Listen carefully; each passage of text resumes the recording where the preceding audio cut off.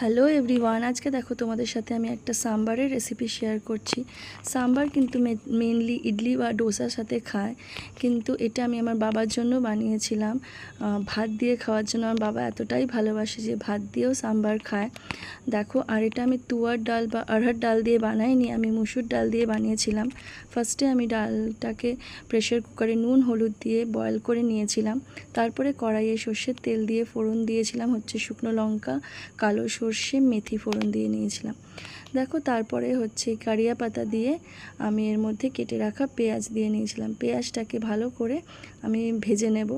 পেঁয়াজটা ভালো করে ভাজা হয়ে গেলে তারপরে এর মধ্যে দেখো পেঁয়াজটা হয়ে গেছে আমার ভাজা। দেখো, তারপরে আমি অ্যাড করেছিলাম হচ্ছে টমেটো আর পেঁয়াজটাকে আবারও একটু ভালো করে ভেজে নেব।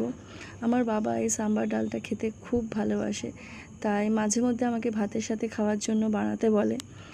দেখো, তারপরে আমার টমেটোটা আর পেঁয়াজটা ভাজা ভাজা হয়ে যাওয়ার পরে আমি এর মধ্যে কেটে রাখা কুমড়ো, বেগুন আর সজনে ডাঁটা দিয়ে নিয়েছিলাম। দিয়ে আবারও একটু ভালো করে ভেজে নেব। আমার সবজিগুলো ভাজা হয়ে গেছে। তারপরে দেখো, আমি একটু এটার মধ্যে বয়েলড আলু অ্যাড করেছিলাম। তারপরে পরিমাণ মতো নুন আর হলুদ দিয়ে নেব।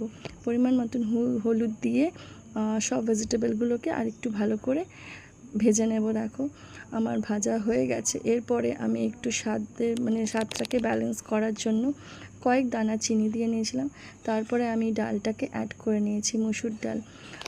এটা কিন্তু তুয়ার বা অড়হর ডাল না, আমি মুসুর ডাল দিয়ে করেছিলাম।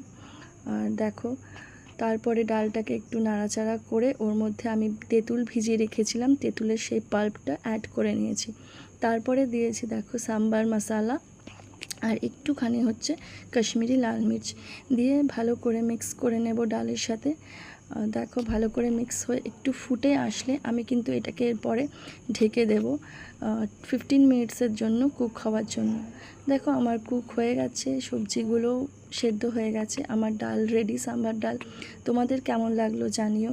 ভালো লাগলে কিন্তু লাইক, কমেন্ট, শেয়ার, সাবস্ক্রাইব আর ফলো করে দিও। Thank you.